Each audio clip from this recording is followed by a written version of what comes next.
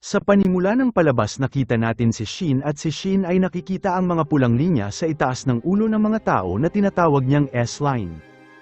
Ang S-line ay nagpapahiwatig kung sino ang nakipagtalik kanino at mas maraming pisikal na relasyon ang mayroon ng isang tao ay mas maraming lilito na linya sa kanilang ulo. At noong siya ay bata pa at walang kamalay-malay sa linya na ito gumawa ito ng isang drawing. At nang nakita ng ina ni Shin sa drawing na ang isang pulang linya sa kanyang asawa patungo sa ulo ng kanyang kapatid na babae. Napagtanto na ang kanyang asawa ay may relasyon sa kanyang kapatid na babae at mabilis nitong pinatay ang kanyang asawa gamit ang kutsilyo at tumakbo at iniwan si Shin ng mag-isa. At unti-unti napagtanto ni Shin kung gaano kadelikado ang mga linya na ito at upang palayain ang kanyang sarili mula sa sumpang ito paulit-ulit nitong sinubukan na kunin ang kanyang sariling buhay sa pamamagitan ng pagtalon sa gusali at pagputol sa kanyang mga ugat. Ngunit sa bawat sandali nakakaligtas ito ng tila walang gasgas at nagdesisyon si Shin na alamin kung bakit siya ang napili sa sumpang ito. At nais nitong humanap ng paraan para maging malaya at dahil sa kanyang kapangyarihan tiniyak nito na walang masasaktan at nagkulong sa kanyang apartment sa buong maghapon. At kahit sa gabi pag lumalabas ito nakasuot ito ng madilim na salamin at isang bagong kapitbahay ang lumipat malapit sa kanyang apartment at napansin ito na maraming pulang linya sa itaas ng kanyang ulo. Nakita ng kapitbahay si Shin at ngumiti ngunit mabilis na itinago ni Shin ang kanyang sarili. At hindi nagtagal ang kapitbahay ay nagtungo sa apartment ni Shin upang bigyan siya ng mga prutas at si Shin ay natakot at nagtago at nagkukunwari na tila wala siya sa bahay. Iniwan ng kapitbahay ang prutas sa harap ng pinto at umalis at sa sandaling umalis ito tahimik na kinuha ni Shin ang bag at nagsimulang kinain ito ng may kasiyahan na para bang hindi pa ito nakatikim ng masarap na pagkain ng maraming araw. At sa kabilang banda nakita natin si Inspector Han na inaalagaan ang kanyang pamangkin na si Kang at dahil wala na ang mga magulang nito si Han ang palaging nagbabantay sa kanya. At sa paaralan ni Kang ang babaeng nagngangalang Haiyang kasama ang mga kaibigan nito ay madalas na binubuli siya at katulad ng iba pang araw pagkatapos nasaktan si Kang nagbabanta ito sa kanya na kung hindi ito magdadala ng pera kinabukasan ay itatapon siya nito sa rooftop ng paaralan. Samantala si Inspector Han ay iniimbestigahan ng isang kaso ng pagpatay at ang suspect ay isang deliveryman na nakasuot ng helmet ngunit wala silang clue sa tunay nitong pagkakakilanlan. Nakita rin ni Shin ang balita na ito sa telebisyon at napansin nito ang lalaki na may helmet ay may isang pulang linya lamang sa itaas ng kanyang ulo kung saan isang bihirang tanawin sa henerasyon na ito. At sa gabing yun nakita ni Shin ang lalaki na may isang linya na pumasok sa apartment ng kanyang bagong kapitbahay. Mabilis nitong sinubukan na tawagan ang mga pulis upang ipaalam ito sa kanila ngunit napagtanto nito na ang lalaki ay kasintahan ng kanyang kapitbahay. At dahil napagtanto ang pagkakamali mabilis nitong binaba ang tawag. At sa sumunod na umaga bago pumasok sa paaralan humiling si Kang sa kanyang tiyuhin ng pera at nagtanong kung magkano at bakit. Tumugon si Kang na nais nito ang lahat ng mayroon siya sa kanyang bulsa at binigay ni Han ang lahat ng cash sa kanyang wallet at sinabi na magkakapera ito mamaya at ibibigay din sa kanya. At habang binigay sa kanya ang pera napansin ni Han ang mga sugat sa katawan ni Kang at nagtanong kung paano niya ito nakuha. At sa halip na sumagot tila nagalit si Kang at nagtanong kung kailan pa ito nagkaroon ng malasakit sa kanya. At pagkatapos na umalis nagtungo si Han sa balcony at tumingin sa kabilang apartment kung saan nakatira si Shin. At doon tumawag ang kanyang kasamahan at sinabi na isang gabi isang babae ang tumawag sa pulis ngunit binaba niya ito sa kalagitnaan ng tawag. Sinabi ng kasamahan nito na pumunta si Han doon upang tanungin ito at binanggit na ang babae ay nakatira sa tapat mismo ng kanyang sariling apartment. At pagkatapos na matapos ang tawag nagtungo si Han sa apartment ni Shin at pinindot ang doorbell. At sa butas nakita ni Shin si Han na nakatayo sa labas at sa itaas ng kanyang ulo ay napakaraming pulang linya na higit pa sa mga nakita nito sa nakaraan. Patuloy na kumatok si Han sa pinto at tumatawag ngunit hindi tumugon si Shin at doon isang lalaki ang dumaan at sinabi kay Han na walang silbing kumatok dahil hindi lumalabas ang nakatira doon. Muling kumatok si Han at sinabing kung ibabahagi nito ang kanyang nalalaman tungkol sa lalaki ay malaking tulong ito sa mga pulis.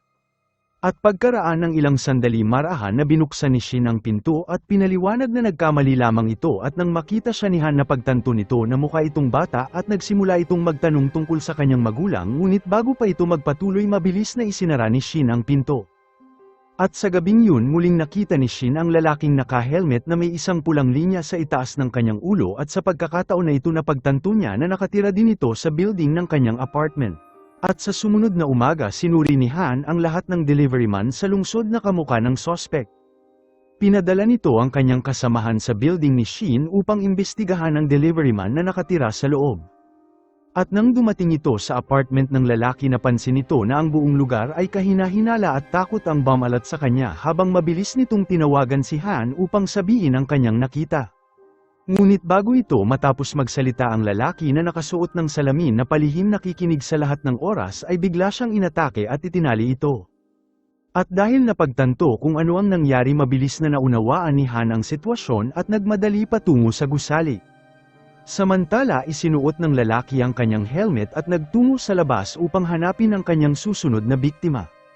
At nang marinig ang yabag ng paa tumingin si Shin sa kanyang bintana at nakita nito na ang lalaking may helmet ay patungo sa apartment ng kanyang bagong kapitbahay.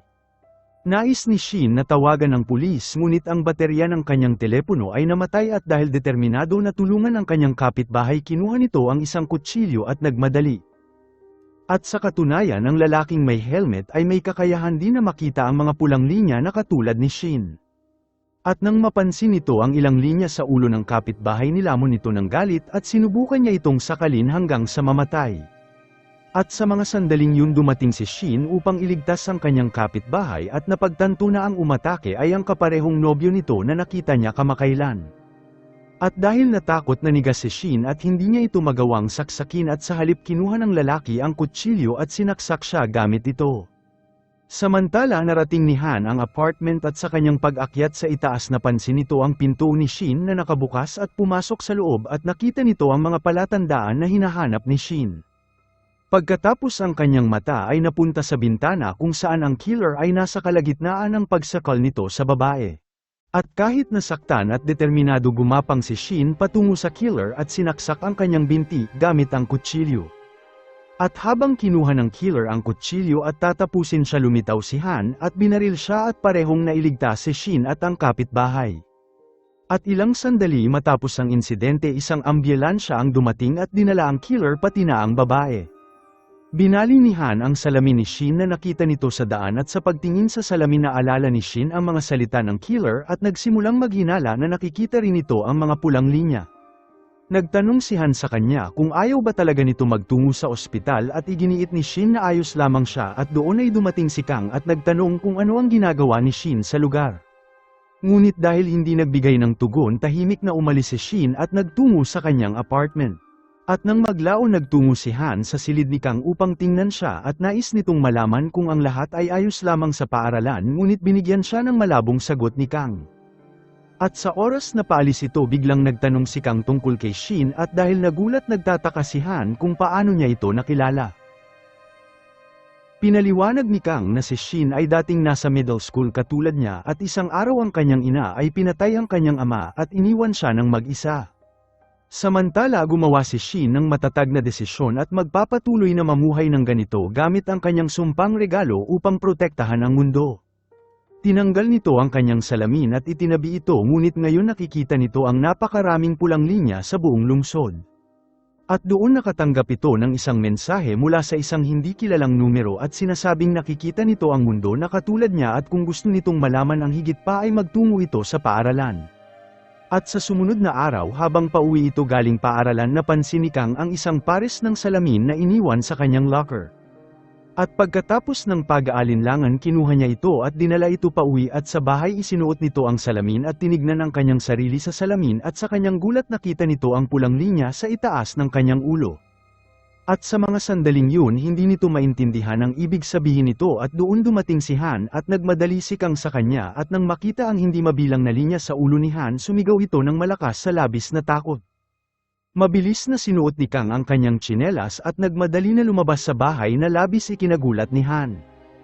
At sa labas tumingin si Kang sa mga tao sa lugar at napagtanto na ang mga linyang ito ay nagpapahiwatig ng pisikal na relasyon.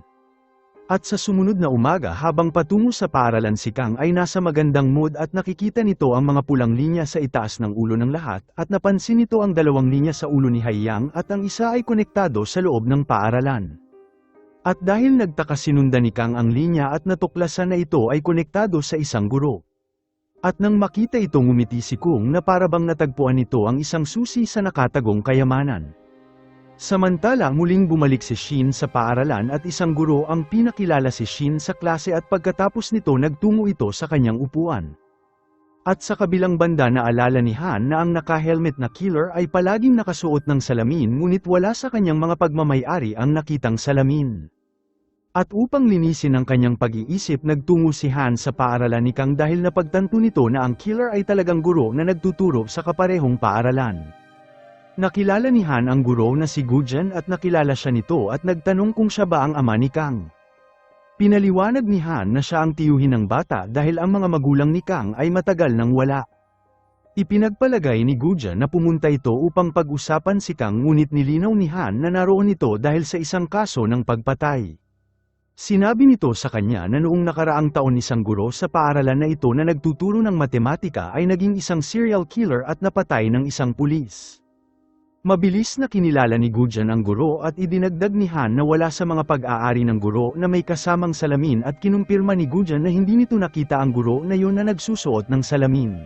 Samantala itinaas ni Hai ang kanyang kamay kay Kang ngunit sa pagkakataon na ito pinigilan ni Kang ang kanyang kamay at nagbanta sa kanya na dapat itong matakot sa kanya. Ang dalawa ay nagtalo nang biglang namagitan si Shin at hinawakan nito si Hai Yang sa kwelyo at dinala ito sa dulo ng gusali at nagbanta na tatalo nito kasama siya kung kailangan. At dahil natakot na ngako si Hai Yang na hindi na ito mangugulo ulit at nang maglaon sinabi ni Kang kay Shin na hindi nito kailangan ng tulong at kaya nitong alagaan ang kanyang sarili. Naramdaman ni Shin na galit si Kang sa kanya ngunit bigla siyang tinawag ni Kang at sumenyas na gusto niya itong sumunod sa kanya. Samantala natapos ni Han ang pagtatanong nito kay Gai Yujan at sinabihan siya na tumawag agad kung may makukuha itong impormasyon.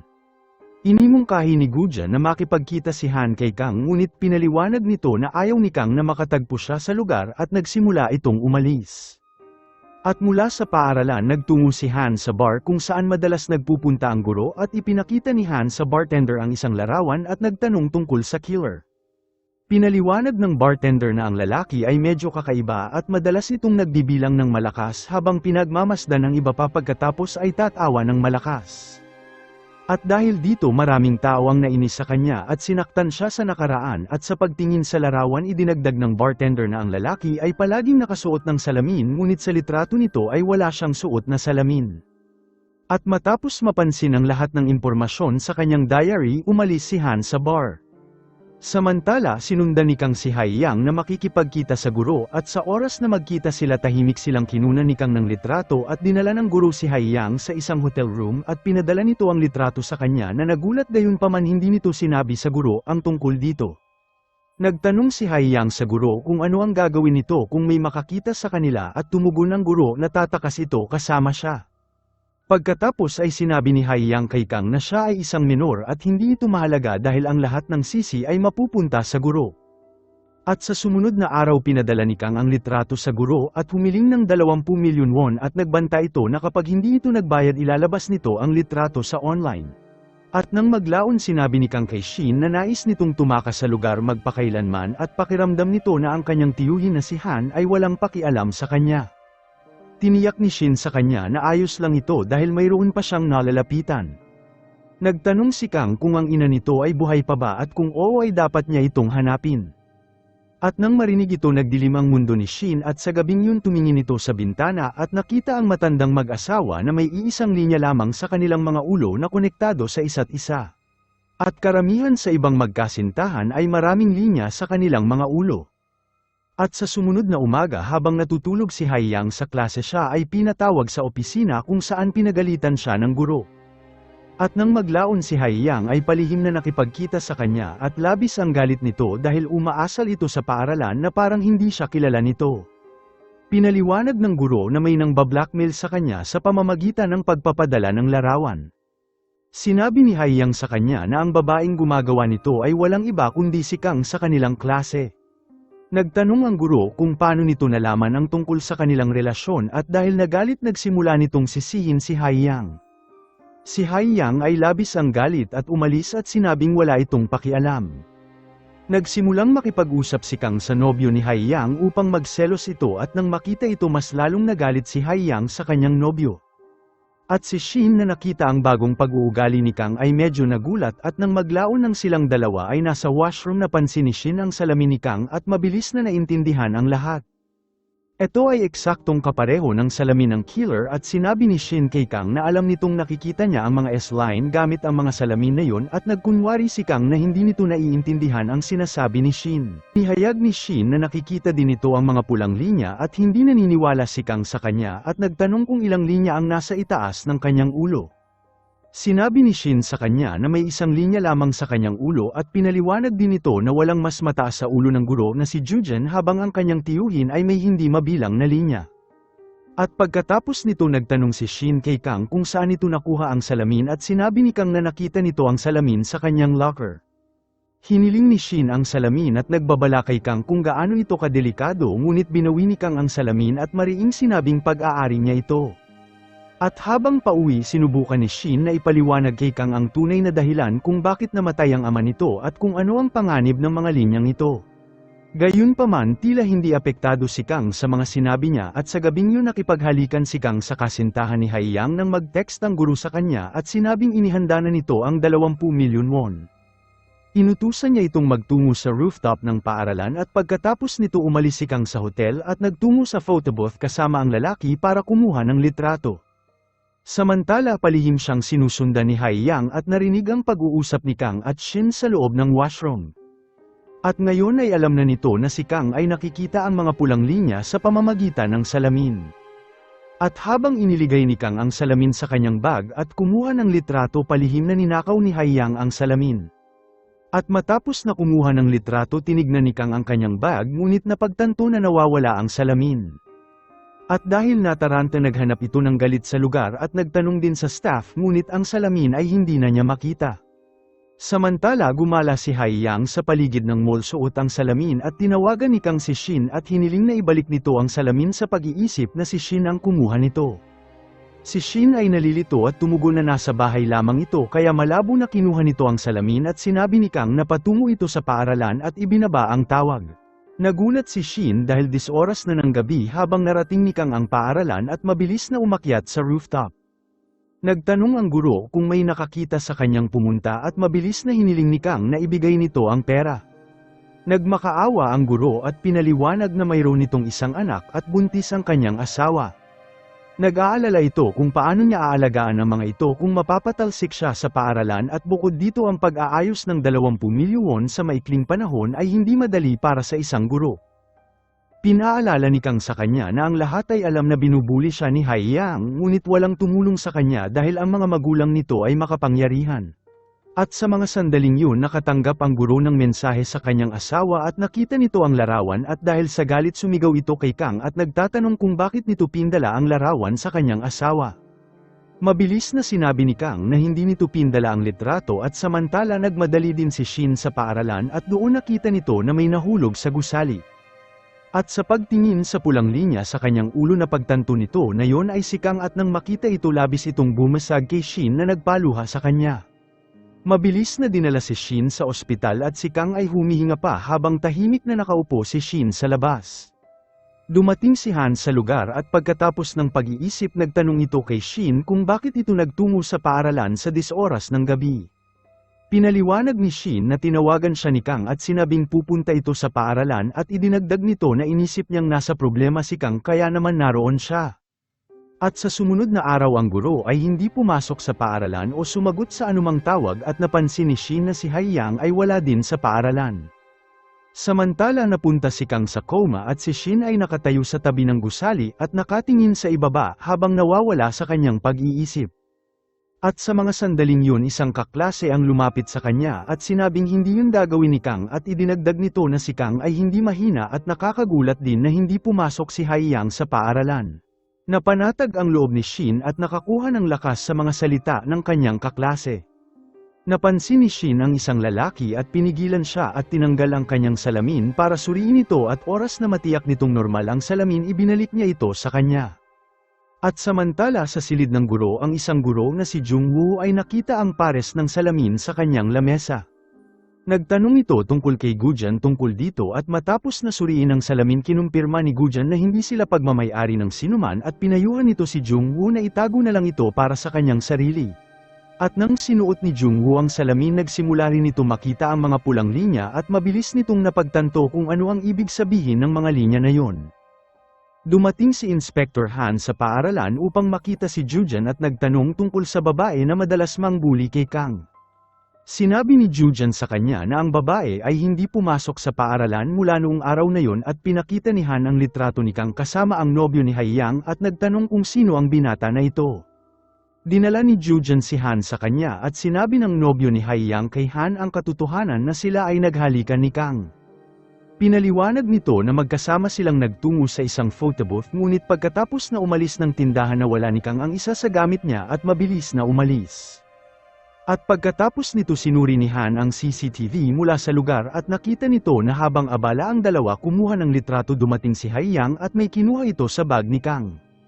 At sa sumunod na eksena nakita si Haiyang na suot ang salamin ngunit hindi pa rin lubos maintindihan ni Han kung ano ang ibig sabihin nito. Samantala nang bumisita si Jungwoo napansin nito na ang ulo ng kanyang bayaw ay natatakpan ng mga pulang linya at habang sumakay silang dalawa ng elevator pababa nakita ni Jungwoo na ang isa sa mga linya ay humahantong sa ika-4 at labis itong nag-alala para sa kaligtasan ng kanyang kapatid na babae. At sa kabilang banda ang senior officer ni Han ay gustong isarado ang kaso ni Kang bilang isang pagpapakamatay ngunit nakipagtalo si Han tungkol dito at matatag itong naniniwala na si Kang ay hindi gagawin ang ganong klaseng bagay. At sa sumunod na araw ang buong paaralan ay nagulat sa skandal at isang litrato ng guro kasama si Haiyang ang nag-viral ngunit sa katunayan ang guro mismo ang nagkalat ng larawan. At hindi nagtagal kinuha nito ang kanyang sariling buhay at kalaunan natuklasan ng mga pulis ang kanyang katawan sa loob ng sasakyan kasama ang isang tala ng pagpapakamatay. At sa tala inamin ng guro na dapat ay hindi ito nasangkot kay Haiyang at samantala si Shin ay pinakilala ni Yoonji sa kanyang kaibigan na si Jun at silang tatlo ay nagsimulang gumugol ng oras ng magkasama. Dumating si Inspector Han sa paaralan upang sundin si Shin at sa kanilang daan ay nagtanong kung bakit hindi nito binibisita si Kang sa ospital ngunit nanatiling tahimik si Shin. Tiniyak ni Han sa kanya at sinabing hindi nito naghihinala sa kanyang bilang suspect at alam nitong ang ginawa niya ay dahil lamang nag-aalala ito sa kanyang kaibigan. Pagkatapos tinanong ni Han kung ano ang iniisip nito at kung bakit nagtungo si Kang sa paaralan sa 10 oras ng gabi. Sumagot si Shin sa pamamagitan ng pagtatanong kung may alam si Han tungkol sa salamin ni Kang at si Han ay nalito dahil wala itong ideya tungkol dito. Hinimok niya ito na magsalita ng malinaw ngunit sa halip sinabihan siya ni Shin na hanapin muna nito ang salamin at doon nito ibubunyag ang katotohanan. Samantala nagsimulang sundan ni Jungwoo ang kanyang bayaw at natuklasan nito na nagsinungaling ito tungkol sa meeting at talagang nasa hotel kasama ang isang babae. Nahuli siya ni Jungwoo sa akto sa hotel na may kasamang babae at nagbanta sa kanya at sinabing dapat nitong ipagtapat ang lahat sa kanyang kapatid sa susunod na araw. At sa sumunod na araw sinabi ng kanyang bayaw ang katotohanan at hindi lamang ito umamin ngunit iniwan din ito ang kanyang anak at asawa upang tumira kasama ang babae sa hotel. Ang kapatid na babae ni Jungwoo ay labis na saktan at hindi na magawang kontrolin ang sakit kung saan nagsimula itong kumilos na parang nawala ito sa tamang pag-iisip. At sa kabilang banda si Han ay iniimbestigahan ng silid ni Kang kung saan nakita nito ang kanyang diary at sa gabing yun pinakita nito ang diary kay Shin at nagtanong tungkol sa isang drawing sa loob nito. Ang isa ay naglalarawan sa isang mahiwagang salamin at isang babae na maraming linya sa kanyang ulo. Tinignan ni Shin ang diary at pinaliwanag na ang salamin ay ipinapakita ang mga linya na yun. Idinagdag nito ang kanilang kahulugan at isiniwalat din niya na nakakakita siya ng mga ganoong linya mula ng pagkabata. Hindi siya lubos maintindihan ni Han ngunit napansin nito sa bawat kaso na haharapin niya ang salamin ay palaging konektado. Nagtanong ito kung si Kang ay may salamin din ba na ganon at kung may nagnakaw ba nito bago siya itulak sa gusali. Tumugon si Shin na mahirap itong sabihin dahil si Kang ay nagbanta sa maraming tao at naniniwala ito na ang isa sa kanila ay ang taong nagtulak sa kanya. At sa sumunod na araw sa paaralan iginiit ni Yoonji na si Shin at Jun ay dapat na lumabas minsan ngunit pinaliwanag ni Shin na nag-apply ito ng trabaho sa isang motel at ngayon ang unang araw niya. Samantala ang isa sa staff ng paaralan na si Kim ay nakitang gamit ang kaparehong salamin at siya rin ay nakikita ang misteryosong pulang linya. Palihim na may nararamdaman si Kim sa guro ng musika at nangangarap ito na maging artista at madalas na mag-book ng silid sa motel upang mag-ensayo ng probado. At nagkataon nito ang kaparehong motel kung saan nagtratrabaho si Shin.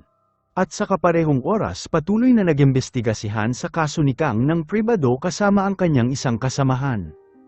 At nang dumating ang kanyang superior mabilis nilang binaliktad ang board upang itago ang kanilang trabaho. Samantala si Yoonji at Jun ay nagpasya na bisitahin si Shin sa motel at sa lugar ang grupo ay nagsimulang gumawa ng ingay at tumakbo sa paligid. At upang pakalmehin sila dinala sila ni Shin sa kanyang maliit na opisina at silang tatlo ay halos hindi makaupo ng maayos. At doon dumating si Kim sa motel at nagbayad ito habang kinuha ang susi sa silid. At nang makita siya bamulong si Yoonji na sigurado siyang nakita na niya ang babaeng ito sa ibang lugar habang nagtungo si Kim sa kanyang silid at ginawa ang kanyang karaniwang routine. At habang ang tatlo ay nakatambay sa rooftop ng motel umalis si Kim sa motel para umuwi at sa pagkakataon na ito nakilala ni Yoonji ang kanyang mukha at sinabi na ang babae ay nagtatrabaho sa opisina ng kanilang paaralan. Pagkatapos ay napansin ni Shin ang isang bagay at si Kim ay may kaparehong isang linya sa kanyang ulo. Samantala hinukay ni Han ang lumang file ng kaso ng ina ni Shin at nalaman nito na matapos nitong matuklasan ang relasyon ng kanyang asawa sa kapatid nito pinatay siya ng ina ni Shin. Ang nakakabagabag na katotohanan na ito ay naghayag ng drawing ni Shin noong bata pa ito at napagtanto ni Han na si Shin ay hindi nagsisinungaling. At nang maglaon nakipagkita ito sa kanya sa ospital at nagtanong si Han kung si Kang ay may linya rin sa kanyang ulo at pinaliwanag ni Shin na si Kang ay may isang linya lamang. Nagtanong si Han kung ang linyang yun ay konektado sa kung sino nitong kaklase o mula sa paaralan ngunit iginiit ni Shin na ang linya ni Kang ay hindi konektado sa kahit sino man sa paaralan at naghinala si Han na si Kang ay konektado sa misteryosong tao na nagtulak sa kanya. At sa sumunod na araw sa paaralan tumakbo si Jun kay Shin at nagtanong ito kung nasan si Yoonji at pinaliwanag nito na si Yoonji ay may trabaho sa bahay kaya maaga itong umalis. At pagkatapos nito dinala ni Jun si Shin sa pool at sa una tumanggi si Shin na lumangoy ngunit pagkatapos ay nagpasya na tumalon sa kanyang sarili. At nang hindi ito umahan nagpanik si Jun at tumalon kasunod niya ngunit si Shin ay natawa lamang sa kanyang nag-aalalang reaksyon. At nang maglaon silang dalawa ay lumabas sa pool at inalok ni Jun ang kanyang pwesto at ang dalawa ay umupo upang kumain ng magkasama at doon nagsalita si Shin sa kanya.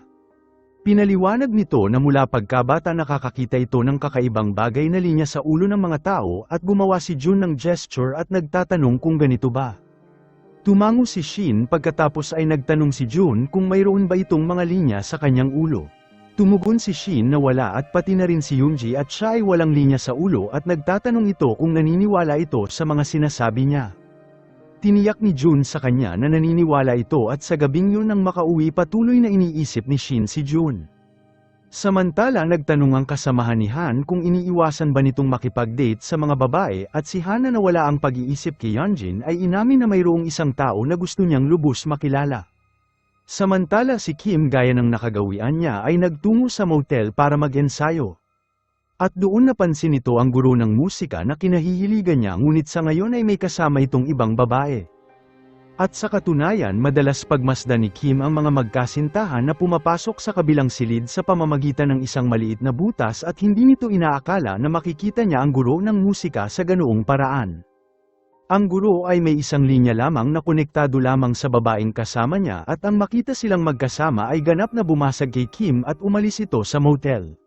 Pagkatapos ng insidenteng ito naghintay ito ng ilang araw at umaasang babalik ang guro sa motel. At nang muli itong dumating inatake ni Kim ang babae at napinsala ito at isinuot ang kanyang damit at pumasok sa silid at ang kanyang pag-iisip sa mga oras na ito ay ganap na hindi matatag. Ang guro ng musika ay nagulat na makita siya at sinubukan ni Kim na ipilit ang kanyang sarili sa guro habang nagtangka na umalis ang guro ngunit may isang bagay na inihagis si Kim mula sa likuran niya na pumatay sa kanya. Pagkatapos ay inilagay niya ito sa kama at nagsimulang halikan ang guro at nang napagtanto nito na ang guro ay patay na nagtungo ito sa banyo at kinuha ang kanyang sariling buhay.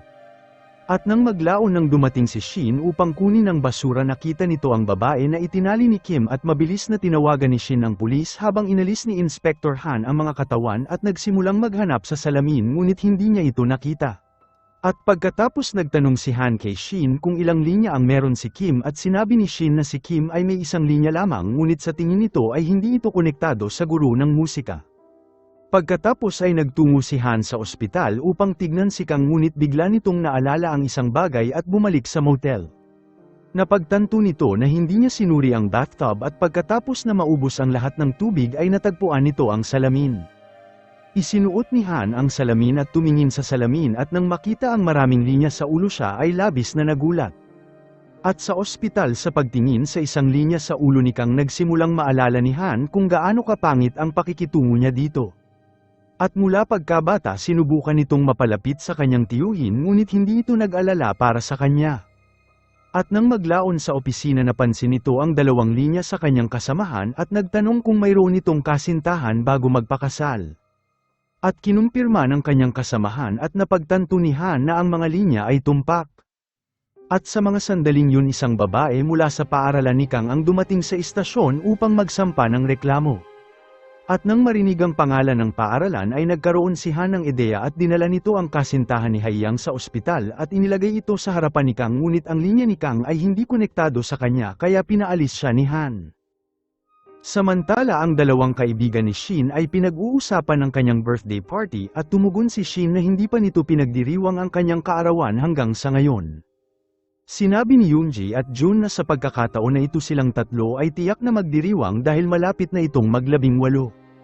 Personal siyang pinadala ng mensahe ni Jun at sinabing gusto siya makita nito ng mag-isa bago ganapin ang party. At sa mga sandaling yun si Shin ay nakatanggap ng mensahe mula sa isang hindi kilalang numero at ito ang kaparehong numero na nagpadala ng mensahe sa nakaraan at sinabing nakikita nito ang mundo katulad sa paraan niya. Patuloy itong inisip ni Shin kahit pa nasa paaralan pagkatapos ay nakita nito ang babae na nagtungo sa opisina ni Han na nagsampa ng isang reklamo at napansin ni Shin ang 4 na linya sa ulo ng babae at nagulat. Samantala sinabi ng kasama ni Han na isa itong pisikal na kaso ng pang-aabuso at nais nito pangasiwaan nito ni Han ng personal. Pinaliwanag ng babae na ang lalaking nagngangalang Lee ay binigyan siya ng alak at nang mawalan ito ng malay ay gumawa ito ng hindi maganda sa kanya. Napagtanto niya ito nang magkamalay ito at makita ang kanyang damit pang ibaba. Sinabi nito na kusang loob itong pumasok sa kanyang silid upang dumalo sa isang party ngunit hindi nito alam na may gagawin itong ganoong bagay sa kanya.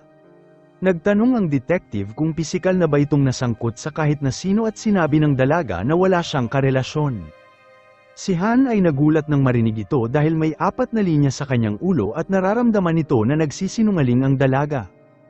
At pagkatapos nito nagmadali si Han sa paaralan kung saan nakita nito si Gujan at napansin nito na wala itong linya sa kanyang ulo. Sinabi ni Han sa kanya na siya ay naroon para sa bagong kaso at gusto nitong makilala ang lalaking nagngangalang Lee. Dinala siya ni Gujan kay Lee at si Lee ay mayroon isang linya sa kanyang ulo ngunit nilinaw nitong wala siyang ginawang mali sa babae at wala itong interes sa kanya. Naginhawaan si Han na ang lahat ay malinaw at tuluyang umalis at sa daan nakita siya ni Shin at tumingin sa kanya ng may galit. Sinabi ni Han na sasabihin niya ito sa kanya at hiniling ni Shin ang salamin sa kanya ngunit iginiit ni Han na ito ay ebidensya para sa kaso kay hindi niya ito maaaring ibigay. Sinubukan ipaliwanag ni Shin na kahit na matapos ang isang malaking insidente kay Kang hindi pa rin ito nag-iisip ng maayos. At sa mga sandaling yun dumating si Gujan at umalis si Shin matapos niyang makita ito. Nagtanong si Gujan kay Han kung ano ang nangyari at sinabi ni Han sa kanya na si Shin ay kanyang kapitbahay. At sa mga sandaling yun tinipon ni Han ang kanyang lakas ng loob at sinubukan na yayain ito sa isang date ngunit hindi ito maintindihan ni Gujan pagkatapos ay umalis ito. Si Gujan ay ngumiti matapos na makita ang napakaraming linya kay Han at lumalabas nakikita rin ito ang mga pulang linya katulad ni Shin.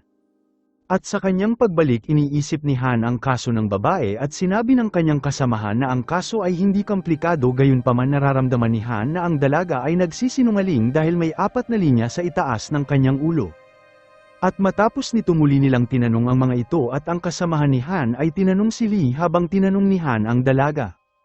Iginiit ni Lee na wala itong ginawa at sa katunayan ay palagi siyang sinusundan ng dalaga. Inabot nito ang kanyang telepono para sa pagsusuri at pinagmasdan ito ng kasamahan ni Han at napagtanto na si Lee ay nagsasabi ng totoo. Samantala tinanong ni Han ang dalaga kung bakit nilaban ang mga damit na panloob na may mantsa ng dugo at pinaliwanag ng kanyang ina na siya ang naglaba habang naguluhan si Han at hindi maintindihan kung bakit sinusubukan ng dalaga na i-frame si Lee. At sa gabi habang pauwi nakita ni Han si Shin at sinuri ni Shin ang salamin at ibinalik ito at pinaliwanag ni Han na ginagamit nito ang salamin upang tulungan ang mga tao. Nagtanong si Shin kung sino ang tinulungan nito at tumugon si Han na isang babae sa kanyang klase ay maling inaakusa ng isang tao ng sexual na pag-atake habang ang kanilang mga pulang linya ay hindi naman konektado. Kinumpirma ni Shin na ang babae ay nagsasabi ng totoo at isang linggo ang nakalipas wala pa itong linya ngunit ngayon ay 4 na. At nang marinig ito mabilis na binuksan ni Han ang kaso at nagtungo sa silid ni Lee. Ang silid ni Lee ay napakalinis at kung may ginawa ito ang lahat ng ebidensya ay wala na sa lugar. Samantala nagtungo si Shin sa motel at nagsimulang mag-embestiga sa silid 70 at umaasa itong makahanap ng ilang clue tungkol sa taong gumawa ng salamin. At doon lumitaw si Jun at nagulat si Shin at nagtanong kung paano ito nakarating sa lugar at pinaliwanag ni Jun na nakita niya itong dumating at sinundan siya. Natatakot ito sa dilim at sa mga sandaling yun na pagtanto nito na tila hahalikan siya ni Shin kaya naman ipinikit nito ang kanyang mga mata. Tumawa si Shin nang makita niya ito at pagkatapos ay nagsalo sila sa isang halik. Samantala tinawagan ni Han si Lee para sa isa pang interogasyon at hiniling sa kanya na ipaliwanag ulit ang lahat. Sinabi ni Lee na ang babae ay nagtungo sa kanyang silid at inubos ang buong bote ng whiskey na mayroon siya. At pagkatapos noon nang magpumilit ito na uminom ng marami kailangan itong lumabas upang kumuha ng beer. At pagkatapos na uminom ng beer bigla itong nagkaroon ng breakout at marahil ay dahil sa whiskey at beer. Nagtanong si Han kung saan ito nakuha ang beer at sinabi ni Lee sa kanya ang tungkol sa isang tindahan ng alak na matatagpuan mismo sa tabi ng kanyang dorm. Sinuri ni Han ang CCTV footage ng tindahan ng alak at napagtanto na ang binata ay nagsasabi ng totoo ngunit pagkatapos ay napansin ito ang 4 na lalaki na naglalakad sa tindahan patungo sa dorm. Ang isa sa mga binata ay walang S-line sa kanyang ulo ngunit pagbalik nila mula sa dorm ang binata ay may linya na sa kanyang ulo. Nagmasid ng mabuti si Han at binilang ang mga linya ng 4 na lalaki habang pabalik-balik sila at napansin nito na ang bawat isa sa binata ay nakakuha ng isang linya. Samantala sa paaralan nakita ni Shin ang parehong 4 na binata at bawat linya sa kanilang ulo ay konektado sa dalaga. Mabilis nitong tinawagan si Han ngunit sa oras na gawin niya ito dumating na si Han sa eksena. Tinanong ni Han ang 4 na binata ngunit hindi ito masyadong nagbunga dahil walang direktang ebidensya laban sa kanila. Gayunpaman napansin ni Han na ang isa sa mga binata ay tila kinakabahan at isang ideya ang naisip niya. Hinayaan nitong umalis ang iba pa ngunit tila nakakita ito ng ebidensya laban sa kanilang lahat. Ang binatang kinakabahan ay nagpanik at ipinagtapat ang lahat na lahat sila ay sangkot at si Lee ang nagplano sa lahat. Ibinunyag ng binata na pinahiran ni Lee ng droga ang inumin ng dalaga at nang mawalan ito ng malay silang 4 ay nakibahagi sa pagsasamantala sa kanya. At ngayon sa testimonya na ito si Han ay may katibayan na kailangan niya at walang pagpipilian si Lee kundi aminin ang kanyang krimen. At sa sumunod na umaga sa kaarawan ni Shin at sumakay ito kay Han upang makita si Jun inihatid siya ni Han sa isang sakayan ng bus at umalis. Nagtungo ito diretso sa ospital upang makita ang kanyang ama at doon na diskubre nito na may kumuha sa kanyang ama at sa pagtingin nito sa CCTV nakita nito ang isang babae na sinamahan ng kanyang ama. At sa malapitang pagsusuri na pagtanto nito na ito ay ang guro na si Gujan at sa mga sandaling yun nakatanggap ito ng larawan ni Kang mula sa hindi kilalang numero. At dahil nagpanik mabilis na nagmadali si Han para tignan si Kang. Tumakbo ito patungo sa ward ni Kang at nang makita niya itong ligtas na nakahiga sa kama ay doon lamang ito nakahinga ng maluwag. At paglipas napansin nito na ang linya ni Kang ay nagsimulang gumalaw at ang taong konektado kay Kang ay malapit lamang sa kanila. Mabilis na itinutok ni Han ang kanyang baril sa pinto, ngunit sa mga oras na yun ang kanyang ama ay lumitaw sa pinto at nagtungo kay Kang habang nagsimulang umiyak. Nakita ni Han na ang linya ni Kang ay konektado sa kanyang ama at nakaramdam ito ng magkahalong galit at konsensya. At kung nakinig lamang ito kay Kang noong bata ito at inintindi siya hindi siguro mangyayari ang mga bagay na ito. Nakaramdam ito ng pagnanasa na patayin ang kanyang sariling ama ngunit hindi niya ito magawa at sa halip ay napahagulgol ito sa iyak ng hindi mapigilan. Samantala si Shin ay nakaupo sa isang tahimik na lugar na may dugo at umiiyak. At sa kanyang iyak tinawagan nito si Han at sinabi sa kanya na kailangan nito ang kanyang tulong. At sa kaparehong oras nakita natin ang isang babae na nagpapatakbo ng isang coffee shop at ang kanyang pribadong video na kinunan ng kanyang kasintahan ay naging viral sa buong lungsod. Ang kanyang mga kamag-anak at kaibigan ay tinadtad siya ng mensahe na ginawang miserable ang kanyang buhay habang ang mental na kalagayan nito ay lumala. At sa kanyang desperasyon lumabas ito sa lansangan kung saan mabilis na dumadaan ang mga sasakyan at bago pa may mangyari dumating si Gujan at iniligtas siya. At bago umalis binigyan siya ni Gujan ng piraso ng salamin na kaparehong uri na nagpapahintulot sa mga tao na makita ang S-line. At sa madaling salita si Gujan ang namamahagi ng salamin sa lungsod at sa sumunod na eksena nakita natin ang nangyari kay Shin. Ibinaba siya ni Han sa sakayan ng bus at umalis at hindi nagtagal dumating si Jun upang makita siya. Dinala ni Shin si Jun sa isang motel dahil nagkaroon ito ng nararamdaman para sa kanya at nagkaroon sila ng pisikal na ugnayan. At pagkatapos silang dalawa ay nagtungo sa palengke para kumuha ng makakain at dahil kaarawan ni Shin kaya umalis si Jun para kumuha ng cake para sa kanya. Tumingin si Shin sa salamin at nakita ang linya na lumitaw sa kanyang ulo na mabilis naglaho sa paglitaw nito. Nang biglang narinig nito ang malakas na sigaw sa likuran at nagmadali ito sa maraming tao at nakita na si Jun ay nahulog mula sa itaas at binawian ng buhay. Ang kanyang mundo ay nawasak sa isang iglap pagkatapos ay umupo ito sa isang tahimik na lugar at umiyak ng walang tigil.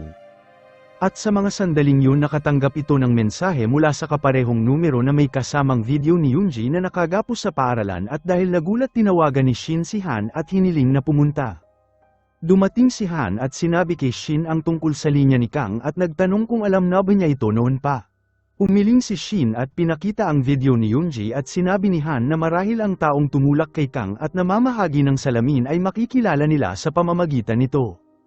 At nang marating nila ang paaralan pareho silang nagtungo sa loob at nagsimulang suriin ang mga silid para makita si Yoonji. Nakita ni Shin si Yoonji sa isa sa mga silid at mabilis nitong tinanggal ang tape sa kanyang bibig at nagtanong kung paano ito napunta sa lugar ngunit hindi maalala ni Yoonji ang kahit na ano.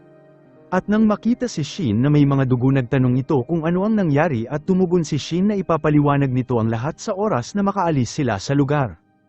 Pareho nilang tinawag si Han at siya ay malapit lamang ngunit hindi nila marinig ang boses ng isa't isa o makita ang bawat isa. Paulit-ulit sinubukan ni Shin na umalis sa silid ngunit sa bawat oras na gawin niya ito bumabalik siya sa kaparehong lugar. Napagtanto nito na nakulong sila sa loob ng paaralan habang nagtungo si Han sa rooftop ng paaralan at parehong nagpa siya ang dalawang babae na sumunod sa kanila. Ngunit nang dumating sila hindi nila makita si Han at tila pumasok ito sa isang ganap na naiibang mundo. At sa mundong ito maraming tao ang nakatuon kay Gujan at lahat sila ay nakatanggap ng salamin mula sa kanya. Samantala sa rooftop nagsimulang ipaliwanag ni Shin ang kahalagahan ng mga linya kay Yoonji ngunit napansin nito na si Yeonjin ay nakasuot ng kaparehong salamin. Pinaliwanag ni Yoonji na binigay ni Gujan ang salamin at tila unti-unti lumitaw ang masamang bahagi ng salamin. At sa kabilang mundo nagpakita si Gujan sa harap ng lahat at hindi mabilang na linya ang tumakip sa kanyang ulo na karaniwan nitong naitatago sa iba gamit ang kanyang kapangyarihan. Inalis ni Gujan ang isang tela mula sa isang mesa at pinapakita ang ama ni Han. Balak niya itong patayin dahil sa isang bagay na ginawa nito sa batang babae isang bagay na hindi dapat niya ginawa. Sinubukan ni Han na iligtas ang kanyang ama ngunit hindi niya ito magawa at sa isang desperadong pagtatangka kinuha nito ang kanyang baril at nagpaputok kay Gujan ngunit hindi ito epektibo. Naubos ang kanyang bala ngunit wala ni isang gasgas ang lumitaw sa kanya. Mahinahong sinabi ni Gujan sa kanya na hindi siya kayang patayin ng isang tao at hinawakan si Han sa kanyang leeg at itaas siya sa hangin. Samantala isang pagtatalo sa salamin ang nangyari sa pagitan ni Yoonji at Shin kung saan nagawang mabasag ni Shin ang salamin. At sa oras na masira ito bumalik si Yoonji sa normal at walang alaala sa kung ano ang nangyari. At sa sumunod na eksena nakita rin ni Shin ang kanyang sarili sa kabilang mundo at nakita nito si Han at sumigaw dahilan para bitawan siya ni Gujan at lumapit kay Shin. Sinabi ni Gujan sa kanya na ang kapangyarihan na itinuturing nitong sumpa mula pagkabata ay isa talagang pagpapala. At sa katunayan nilalayo ni Gujan ang kapangyarihan ni Shin upang pahintulutan ang lahat sa mundong ito na makita ang S-Line kahit wala ang salamin. At upang makamit ito inatake nito si Shin gamit ang isang kutsilyo, gayunpaman isang babae ang nakialam sa tamang oras at iniligtas ang kanyang buhay. Nakita ni Shin na ang babae ay walang iba kundi ang kanyang ina at humiling ito ng tawad sa kanya at pinaliwanag na ang lahat ng pagkakasala na dala niya ay hindi talaga niya kasalanan. At sa katunayan hindi talaga pinatay ng ina ni Shin ang kanyang ama matapos na makita ang kanyang drawing. Taglay nito ang salamin upang makita ang mga linya at nasaksihan mismo ng kanyang sariling mata ang linya ng kanyang asawa na konektado sa kanyang kapatid. At si Shin na labis ang galit ay inatake si Gujan ngunit sinaksak siya ni Gujan gamit ang kutsilyo at ginamit ang kanyang kapangyarihan upang buhatin siya sa hangin. At habang tumataas siya hindi mabilang na linya ang umabot mula sa katawan ni Shin at bumuo ng isang malaking sphere ng mga linya. Bumagsak si Shin at pinasabog ni Gujan ang sphere gamit ang kanyang kapangyarihan at ang pagsabog ay nagpadala ng hindi mabilang na linya na nagkalat sa kalangitan. Muling bumangon si Shin at inatake si Gujan gamit ang kaparehong kutsilyo at sinabi ni Gujan sa kanya na wala itong silbi dahil nagawa nito ang kailangan niyang gawin. At habang sinabi niya ito namatay si Gujan at sa kanyang kamatayan ang lahat ng kanyang mahika ay nawala sa lahat ng nasa lugar. Bumalik si Shin at Han sa totoong mundo kung saan tinulungan ni Yoonji si Shin na patatagin ang kanyang sarili ngunit sa ngayon ang buong kalangitan ay napuno ng mga pulang linya. Nang biglang natakot si Yoonji nang mapansin nito ang maraming linya na nakapalibot kay Han at ang katotohanan ay ang lahat ng tao sa mundo ay nakikita na ang mga linyang ito. Pagkalipas ng isang taon nakita natin si Shin na nagpapaliwanag na ang lahat ay nakikita ang linya at maraming tao ang nagsimulang magsuot ng helmet upang itago ang kanilang pagkakakilanlan. Samantala pinakita na si Kang ay gumaling at nagtungo si Han upang sunduin siya sa paaralan ngunit pinaalala ng dalaga na huwag na niya itong gawin. At sa huling eksena binisita ni Shin ang libingan ni Jun at inilagay ang kanyang jacket at doon narinig nito ang isang boses ngunit wala itong nakita nang biglang lumitaw si Gujan at may ibinulong sa kanyang tainga at nagpapakita na siya ay buhay pa. Salamat sa panunood. Kung nagustuhan mo ito huwag kakalimutan mag-like at subscribe para sa mga susunod pa nating movie recap.